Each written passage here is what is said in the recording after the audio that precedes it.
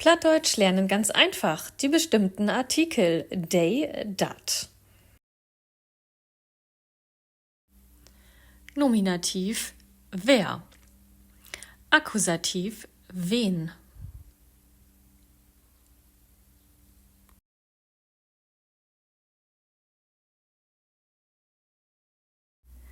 Dativ wem.